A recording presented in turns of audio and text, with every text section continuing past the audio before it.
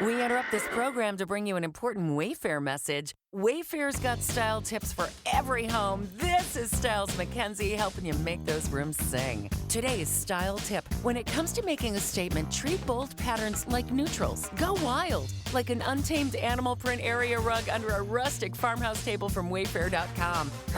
Fierce. This has been your Wayfair style tip to keep those interiors superior. Wayfair, every style, every home. For the ones who get it done, the most important part is the one you need now.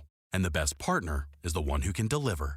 That's why millions of maintenance and repair pros trust Grainger, because we have professional-grade supplies for every industry, even hard-to-find products. And we have same-day pickup and next-day delivery on most orders.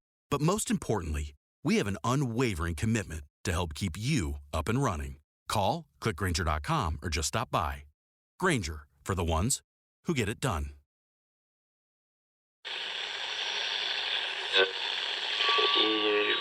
Empire.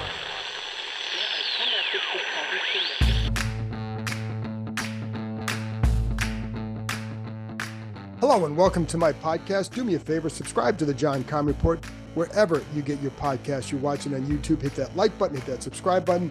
You can find us there as part of Empire Media. That's A-M-P-I-R-E. Always much appreciated when you tune in. And don't forget, you can always read my work on ESPN.com. I'll have a story up soon, whether it's Thursday or Friday, about the Commanders' choices at number 2, Jaden Daniels, Drake May, or J.J. McCarthy, maybe. Anyway, I have them ranked in the order that based on talking to people around the league that I think it would look like. One other note along those lines, that Jaden Daniels will be visiting the Commanders next week. He'll arrive in town Monday night, and then he'll be at the facility on Tuesday. And then Drake May arrives on Tuesday night and will be at the facility on Wednesday. Those visits are key. They will not make up their minds. They may have a lean, but they're not going to make up their minds until they get through these visits. And they don't have to make up their mind before they get through these visits. These visits are crucial in this whole process. Anyway, so there you go. Now, today I'm joined by Eric Edholm, who writes for NFL Media, so his work appears on NFL.com. He analyzes the draft, does power rankings throughout the NFL season, and I wanted to bring him on. I've known Eric for a long time. He worked for Pro Football Weekly. He's analyzed the draft for many years and does a really good job. So I wanted to bring him on to talk about the non-quarterback choices, because I hear from a few of you, and I'm with you. I want to know more than just about the quarterbacks. I will keep talking about the quarterbacks because the draft is 2 weeks away, and this is an important choice for the organization. But they can remake their organization by having a really good draft in the first couple of rounds with all those picks. So I wanted to bring Eric on. He has a top 100 list that he puts a lot of work into. And so I wanted to get some stuff from him, and also some maybe possible mid to late round gems that he thinks might be a good pick for, whether it's for the Commanders or someone else. Yes, we do talk a little bit about the quarterbacks because it is required at this point to do that, but it's very, very heavy on the non-quarterback aspect of the draft. So figured a good chance to talk about that. And again, we'll get back to the other stuff because I have a few more guests coming on who will be talking about quarterbacks over the next 2 weeks. Anyway, here you go. Here's my conversation with Eric Edholm from NFL Media.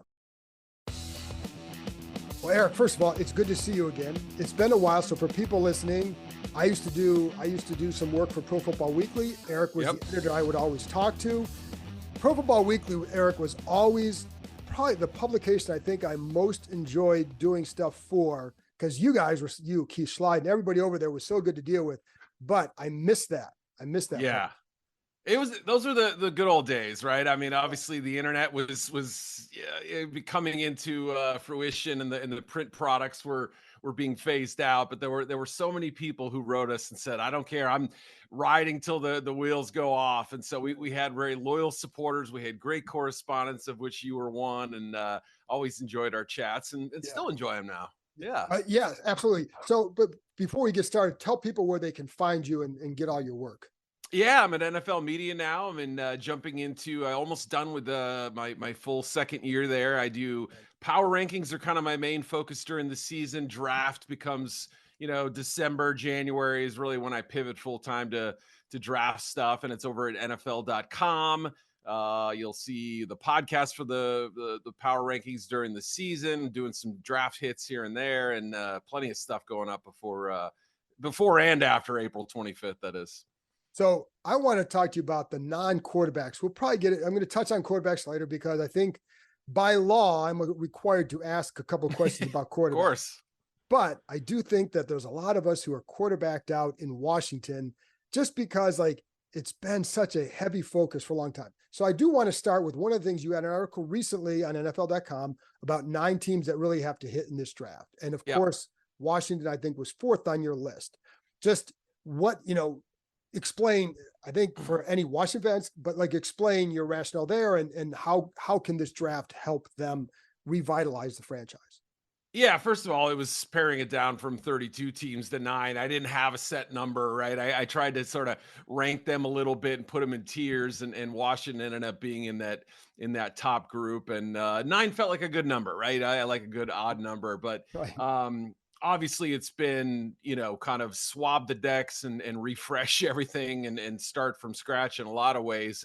And that process has already begun. You and I were talking off air about some of the nice, maybe lower level, but impressive moves that the new regime has started off with. And I really did feel like this roster needed a foundation and a starting point. So they're off to a good start. I might have put them higher on the list had they been a little more quiet during free agency, but getting that kind of that baseline in there was important, I felt. But such key positions, I feel like, hang in the balance right now. Offensive tackle, pass rusher, and quarterback among them.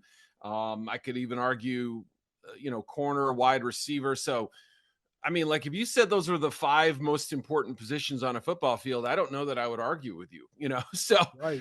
That alone, I think, gives you an idea of the great. You've filled out the bottom third of the roster. The middle portion maybe isn't too bad, but now we start adding high priority positions and high talent players. So, that alone, along with 3 guys in the power seats that haven't really worked together, Dan Quinn and Cliff Kingsbury and Adam Peters. And, how will this arranged marriage work? Sometimes that first draft, there's that process is a feeling out thing. So all those factors and where they sit in the draft and the number of picks they have in the top 100, 110 slots.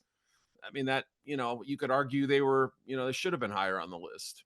And to be honest, because I think you can make a case for a couple teams up there, but I could have made a case especially for them with so many picks in the top 100. Yeah. And like you said, they need a left tackle, they need a quarterback, an edge rusher, and a cornerback, and even a receiver. Like those are all spots in this draft in that top 100 that it feels like you could find a good player at. Am I right or wrong on that?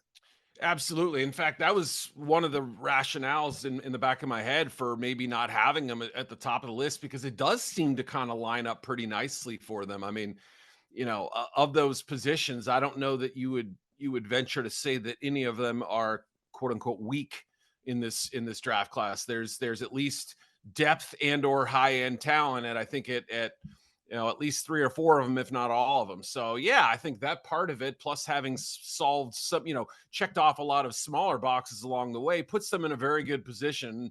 And I'm excited to see what they do. I mean, obviously, like you said, it does start out with the quarterback pick and the assumed quarterback pick, and that'll be the big headline from Thursday. But do they entertain trading into the back end of round 1 if one of those great tackles is there? If there's a pass rusher who lingers, is that an option for them? I know they picked fairly early on Friday, but they may not be done Friday or Thursday night if after the pick at 2. And that's the other thing too. I was going to ask you, and this is a hard thing to predict. Yeah, but then it's going to depend on when does the run on tackles start and who needs them. So for you, where is this? If they wanted to trade up, they want to get a guy who can come in day 1 and be a starting left tackle in this league. First of all, who do you like? But also, where would they have to get into the first? For a couple of questions: could they find that guy in the second round? If not, where do you have to go into the first round to get him? Yeah, I think the offensive linemen are most likely to start coming off the board. I suppose it could happen as early as number 5 with the Chargers, depending on what they do, and then it probably starts at Tennessee at 7, if not. If both those teams pass on a tackle, then all of a sudden, I think that's when the conversations, that we're talking about right now might start happening, whether it's in Washington or some other team, where you say, hey, this thing started a little bit later. Could one of those first round talents be pushed into the late 20s? Right now, with so many teams in that middle part of round one, I think looking for offensive line help, whether it's, Seattle, Cincinnati, I certainly could see the Raiders doing it if they don't draft a quarterback, on and on. I mean, you could just list about at least half a dozen teams that, Cowboys, certainly the offensive line would be a pick. So I think if you get ahead of Dallas at 24, like if you're thinking about trading up, you may have to go that high. First of all, it's a division rival. Second of all, there are a couple teams in that range that may want to trade down, depending on who picks. In the Miami, Philly. I'm trying to think who's 23rd. Minnesota. Now that they have that pick, some of them may want to move down, and that could open up some possibilities. Now, it also depends on whether you consider, let's say, Troy Fatuanu from Washington. Some have him as a guard. I say give him a shot at tackle. I think some teams are willing to do that. Jordan Morgan from Arizona, kind of a borderline first, second rounder. He might fall into that category too. And there are a couple others who some teams may view them as a guard, others as a tackle. So again, not knowing how all 32 teams define these guys, I think you could see 8 offensive linemen go in the first round. I mean, which is a big number. It's 25%. 7 would be a more realistic number, but it wouldn't shock me either way. So who is there a couple guys in the second round that you would say, like, if this guy's there in the second round, it's a really good pick? Yeah, at offensive line, you mean? Yeah, it's tackle in particular. Tackle in particular. Yeah, I'm just kind of scanning my list here. See, that's the problem. I feel like on the top 100 list that just went live a few minutes before we spoke, it's a little bit of I have guards like Cooper Beebe. I don't think you really want to play him at tackle. I guess you could, but Morgan, I mentioned, he's my number 33 player, I want to say, overall. So that's kind of right in that neighborhood. Might just lack the length for some teams to safely protect them to tackle. In that area, it's a little bit tough.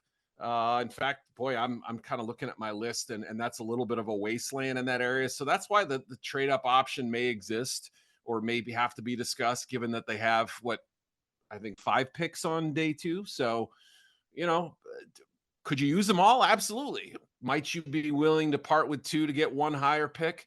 I think it comes up because there is seemingly a drop off after that first kind of lump of players of that position. Now, let me just kind of look through my list a little bit more and see if there's anybody else. Suamataia from BYU, Kingsley Suamataia, is an interesting one. I'm not as high on him as other people are. Patrick Paul, I think the same thing at Houston. I think I see him more as a 3rd round pick than a 2nd rounder, but other teams may have a little higher grade on him. The interesting name for day 2 that I've heard more recently than I had previously in draft season was Blake Fisher from Notre Dame, who came in as a higher rated recruit than Joe Alt, even though Alt had the bloodlines and all that. Fisher, I think I'd love to see him dominate a little bit more, but I can see the appeal. I think he just, he's got the length. He could play tackle. I don't think he's a elite finisher, but I think he's certainly got the goods to play either right or left tackle in the NFL, and he might be an option as well. So what would be, if you're looking for their early in the second round, what area do you think might provide better value? Now, again, because clearly they want to get a left tackle, but you also, like we both know, when you force picks, you get into trouble. So is there a better value, do you think, in those early second round picks at another position? Yeah, I think edge rusher might be a little bit more appealing because there could be some, hard to project exactly where some of these guys will go. Like, I mean, I think Latu is most likely a first round pick, but he could linger to the second round. And I've said, there's some Ryan Kerrigan to his game. I don't think he's exactly that, but I mean, I wouldn't be shocked if he has a good career if the health holds up. So if teams are concerned about his health long term, maybe he drops. Hard to know how all 32 view him. Marshawn Nealand was a guy that I mentioned in my most underrated. We had a little round table. He's kind of grown on me as the process has gone on. I think I have him as my 40-something overall prospect, but it wouldn't shock me at all if he goes, somewhere in round 2, but it maybe even ahead of that spot. So, a pretty good looking kid, maybe not the longest guy in the world, but has some good bulk to him and is just a really instinctive football player. I kind of like him. So Nealand's an option. Darius Robinson from Missouri would be another one he's a little bit of a tweener end tackle, but he's also a little bit of a first, second round trickier projection as far as where he might go, but somewhere between 25 and 45, I think. And a couple guys from Penn State around there too, possibly. Yeah, Adisa Isaac is another one I like. I mean, I think Chop will go first round, but I'm not 100% sure, but I feel pretty good he will. So he's either a trade up candidate or a really cross your fingers guy, but Adisa Isaac should be there in the second round, I would imagine. And he's a high character player, typical Penn State athlete, very gifted, maybe not quite as, bursty, explosive as what we've seen from some of their edges. But, I dare say that he's at least on par with a lot of the guys they've produced. Then the other two spots, corner and receiver. Receiver, we know it's been one good draft over another for that position. How deep is corner though? If you want to get a guy that can challenge to start, where do you got to go get him? Yeah, that's a good question. I mean, I see a player like Max Melton from Rutgers and say, I think he's a day 2 pick. Maybe he sneaks into round 1. I suppose it's possible. I think he's more likely a second or a third round pick. And I think he's starting caliber. He's not super long. He's under 6 foot. The arm length is just below 32. So it's, 31 or something like that. But he's played inside. He's played outside. He's got some versatility. I think he is a starting caliber player on day 2. Depending on what kind of system you run, TJ Tampa might be a little bit too Emmanuel Forbesy style-wise, but, maybe he could fit it, if you like those long-limbed corners and that sort of thing. Ennis Rakestraw from Mizzou got hurt late in the season, has missed a big chunk of the pre-draft process. I think there were some people who thought if he could run well, he could sneak in around 1. Now he's more likely a day 2 guy. So, yeah, I think we'll probably end up getting 4 or 5 corners in round 1, if I had to guess. And then I would say another, 12 or so in day 2, 10 to 12 in day 2, somewhere around there. And, there's some decent options out there. I besides Melton, another guy I like is Kamari Lassiter from Georgia. Mike Sain was still probably an inside guy. He's very thin, but you heard Harbaugh rave about him. The other coaches at Michigan, he was a very popular player in the locker room. So instinctive. I like him inside, but I suppose you could try him outside too. Trades, free agents, quarterbacks, and all kinds of adventures await the Commanders this offseason. Looking for an adventure of your own? The Adventure Park at Sandy Spring has you covered. The country's largest ropes course and zipline park, located in Montgomery County, Maryland, is now open. Named Best Amusement Park and Climbing Destination in the DMV 2 years in a row, the Adventure Park at Sandy Spring is perfect for birthdays, corporate outings, groups, and families. With challenges anywhere from beginner to expert, there is something for all skill levels. Anytime you're thinking about reaching new heights, make sure you know before you go. The Adventure Park at Sandy Spring is the only ACCT accredited park in Maryland or Virginia. Staying on the ground? Give axe throwing a try. You can throw at traditional targets or play any number of interactive games. You can even upload your own image. So there you have it, folks. Climbing, ziplining, axes, food, and bonfires right in your backyard. Reserve your adventure today at www.theadventurepark.com/kind. That's www.theadventurepark.com/kind. How about receiver? I think How deep does it go? How many rounds can you go? Because these guys don't need right now a number one with McLaurin. They have Dotson. Right. I still think Dotson can develop a little bit more, but they're going to need more players there. So where is a good spot to get them, and how deep can it go to get a starting quality receiver? Definitely deeper than last year. At least I feel so, and more talent at the top for that matter. Last year was like the 1 year where we didn't really seem to have that incredible group, but yeah, again, I'm thinking probably somewhere on the order of 5, 6 wide receivers in round one. Definitely 4, but I think we get at least a 5th one in there.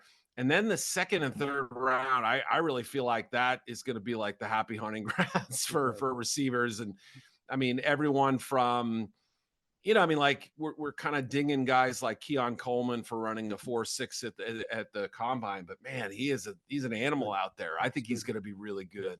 Ricky Pearsall, better quarterback accuracy, might have been guaranteed a 1st round pick. Xavier Worthy blazes a combine 40 record and may not get in the 1st. So that kind of gives you a picture, I think. And there's all different shapes and sizes. Everybody from Malik Washington, kind of a tiny little water bug guy, up to Johnny Wilson, sort of I don't know that he's a day 2 pick, but the idea being this massive, almost tight end like figure. So I really think that depth is going to stretch into day 3.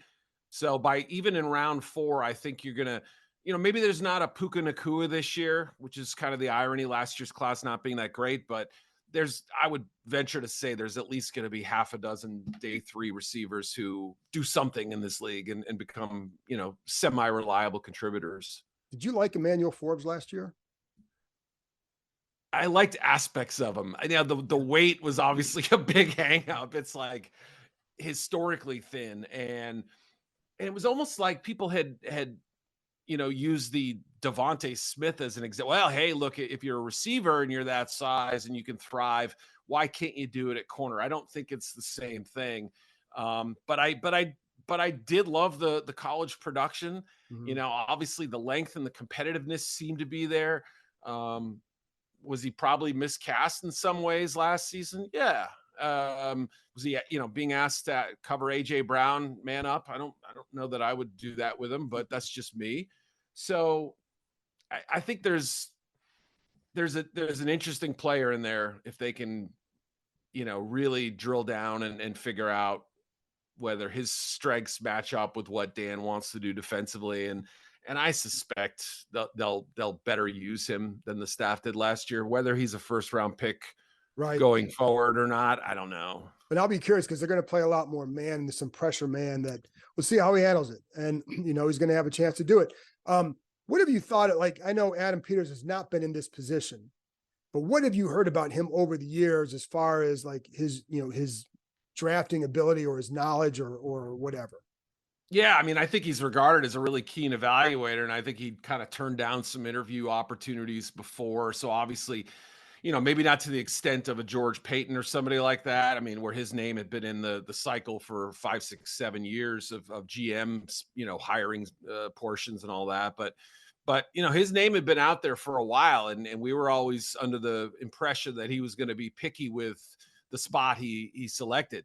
It's interesting, obviously, that he's going to a place that was more of a teardown and that he could kind of put his stamp on, I think, as opposed to a team that is sort of needing a little sprucing here and there and then, close to competing. So I don't think most people around the league viewed this job as a microwave dinner, right? This is going to take some time, but at the same time, like Bill Parcells always wanted those situations because he wanted to be able to build the roster 1 to 90 the way he wanted it. And I think there's probably a little bit of that from the GM perspective for Peters. So obviously there were a lot of cooks in the kitchen in San Francisco, which is interesting too. And they've had other guys go on to, be promoted and get jobs elsewhere as well.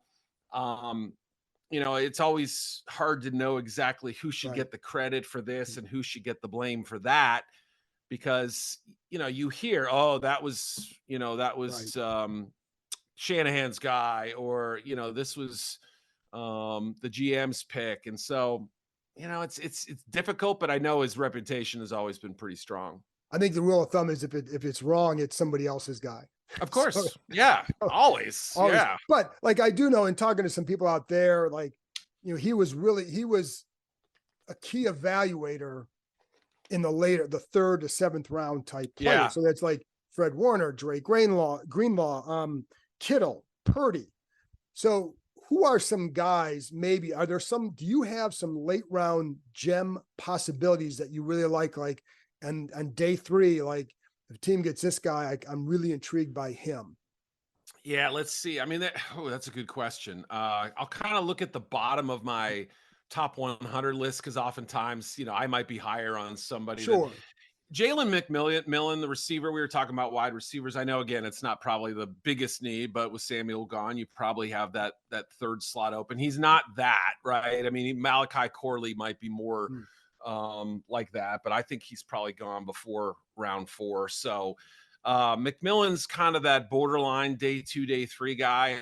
But yeah, I have him in my 70s. I don't remember exactly where. And I felt like he's the kind of the perfect connective piece in a receiving group. He can be your number one on, 1 or 2 Sundays a year.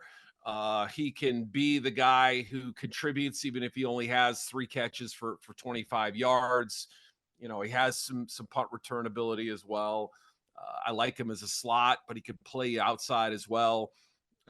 He's really interesting to me, and I think he's going to make his mark somewhere, as long as he's not, if not too much is expected of him, or or not too little for that matter. He's kind of buried. So that's one interesting one. Mason McCormick, the guard out of South Dakota State. I go to the combine and now and watch the workouts and watch the times and all that, and maybe it only really changes my perspective for a dozen guys, or a few. It's not the biggest number ever. Right. You're expecting him to be in a range, but he tested very, very well. He moved extremely well in the O-line drills. If you're just looking at him and not knowing anything about him, you'd assume he went to a Big Ten school or an SEC school, and that maybe size-wise, but still, athleticism and moving and just he looked clean. That's what I thought. So I don't know exactly how teams view him as far as where he'll go in the draft, but 4th round could be a spot for him. So that's definitely one there. I'm trying to think of somebody else in the kind of the Kieran Amagaji, the Yale offensive tackle. He's another tricky one to project because he missed all but 4 games last year.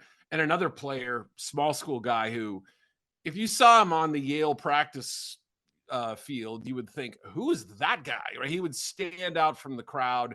When you watch the games, it's almost hilarious to see the size difference between him and some of the defensive linemen he goes up against. But he's got something that can't be taught. I wish he had been healthy and been able to do more in the pre-draft process than he has so far. I think he's got a workout coming up soon. But this was somebody who was being talked about as a possible top 50, top 75 pick prior to all that. Like before the season, scouts were on him. Now we don't know at least I don't have a great feel for where he'll go. How early do you take that kind of risk?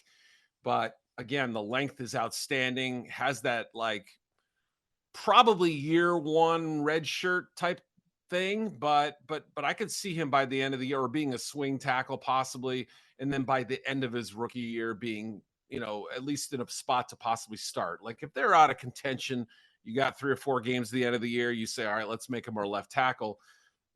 That's the kind of guy that makes sense to me for that spot of the draft.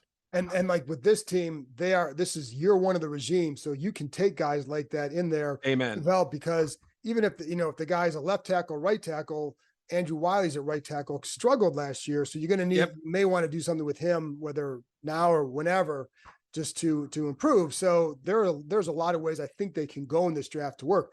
Now, this is the quarterback portion. So if I saw it right on your last mock, you had JJ McCarthy coming here, I correct? did, yeah. So I got I to like clear the air on this one, but go ahead, please. no, no, go ahead. I like the reaction to that. Go ahead. I mean, people are basically laughing at me like that's not going to happen, and I don't think it probably will. Especially after talking to some people after that. But I'm telling you, there's some real buzz with him, and I mean, it's not obviously anyone who's followed, the last sort of month or what have you. I mean, does he go to the Giants at 6? Does he go to the Patriots at 3? Is it a trade up team? Who knows, right? But he's going somewhere in the top 10. It did feel like Washington had done a lot of work on him, and not that they weren't going to do, they were going to put their diligence in on all these guys. And I know it's been a tight ship that Adam and has run. There haven't been a lot of leaks. This is a good thing, right? Obviously, compared to Not for past us. regimes. Yeah, not necessarily for us, but Yeah. for the football aspect of Yes, it. yes. And I just thought, look, he's, let's have some fun with this, right? Could he go there? Possibly. But I would say Jaden Daniels feels like the most likely fit there.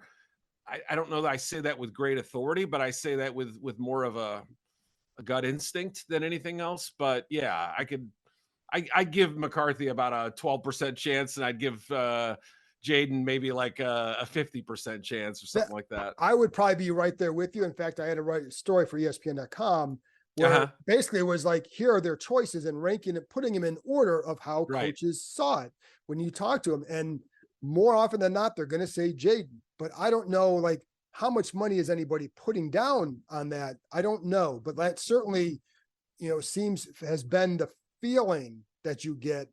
But the only feeling that matters is the one in Ashburn. And I'm not sure what their feeling is at this. I have, you hear things, but like nothing that you can report because it's not necessarily, some of it is too outdated. What you're hearing, like, oh, I talked to so-and-so. I talked to people early in the year and they'd say one name. Then you'd hear someone else say, well, they talked to so-and-so during the season, they'd say another. And, so that's why we're in this spot. So yeah. I mean, and also sometimes the information that I've reminded myself of this every single year. The information you get from, let's say, mid-March till mid-April often is the heart of lying season. Correct. But right before that at the combine, I felt like when I look back and I say, where did I go wrong in my mock draft? What did I miss on? What did I forget? And it was all the stuff that I had heard at the combine. I feel like I just need to write these things down. Like, okay, this team is going with this guy, and obviously you can call around and do your reporting after that. But it just sort of feels like the stuff you hear prior to the combine depends, and probably not as accurate. But that week can often bear some real truths that end up coming out. And I think once they start to get to meet these guys in person, then you can start to see, especially at quarterback, is this guy a leader or not? Is this a guy that we can work with or not? And that's why, like, they have the I guess the top 30 visits next week with May and Daniels, which will be key. But that's why I'm guessing that that's probably why you're going to start to hear more and more about those guys at the combine. It's a natural feeding frenzy for information with that stuff. But what separates for you? What would separate these quarterbacks at the top? And like, when people tell you, or that they tell you they think it'll be Daniels, what do they use as a separator for him? Yeah, that's a great question. Obviously, I think his running skills, while not Lamar Jackson like, I mean, he still ran for 1,200 yards or whatever it was last year, 1,100. I don't know the number, but I mean, he was explosive. I don't think he's as elusive as Lamar. He's fast though, and that, having to defend those wide receivers at LSU and deal with the run game was a chore for a lot of teams. So I think the running ability and the deep passing ability kind of give him a floor as a prospect, like it's hard to picture him being bad unless he suddenly becomes turnover prone. And he really hasn't been in his career. Right. I mean, he had the 1 year where he had 10 interceptions. Everything else has been less. And just the amount of throws the frequency have gone up, and his interceptions have stayed low the last couple of years. So, that alone, I mean, obviously his injuries could be another factor. He's a thinly built guy. You always worry about that a little bit. he's not going to have the same clean looks he did in the LSU offense, but I obviously can see that he's got some poise. He's got some moxie for sure.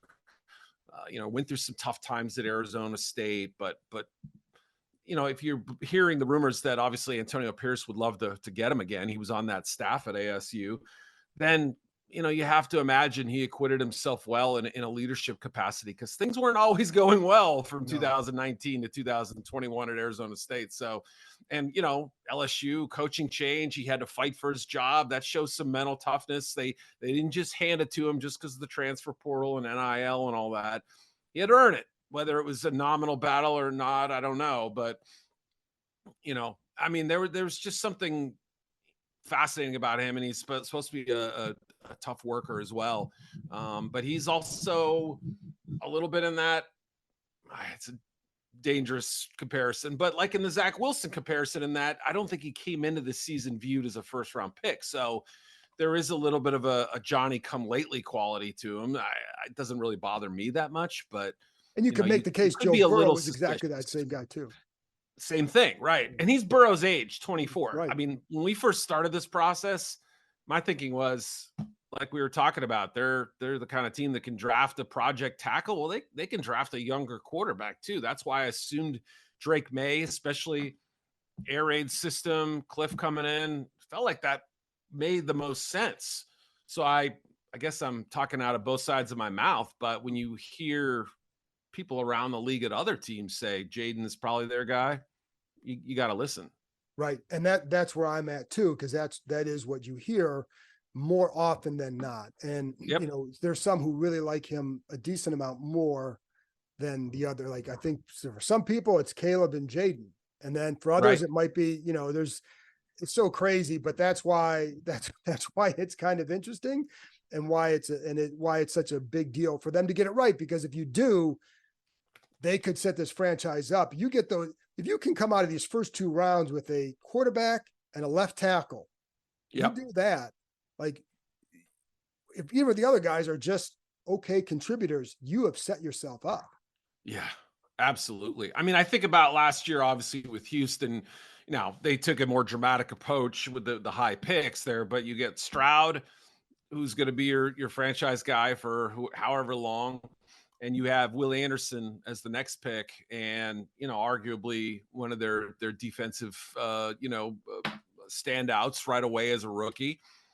That was a home run draft, and then you add a Tank Dell in round 5. Like, if Washington can have that kind of a draft, I mean, where we look back and say, wow, that was a narrative changer, a franchise shifter. That's obviously the dream, and yet the reason I have all 4, of those teams seeking quarterbacks at the top, or teams likely to draft quarterbacks on my 9 teams that can't screw this thing up story, the guy who drafts the dud is automatically put on the fire, or the hot seat. So there's so much pressure around these quarterback picks. Yeah. And Adam Peters is your first pick in Washington. Most pressure, no pressure. Just get it right.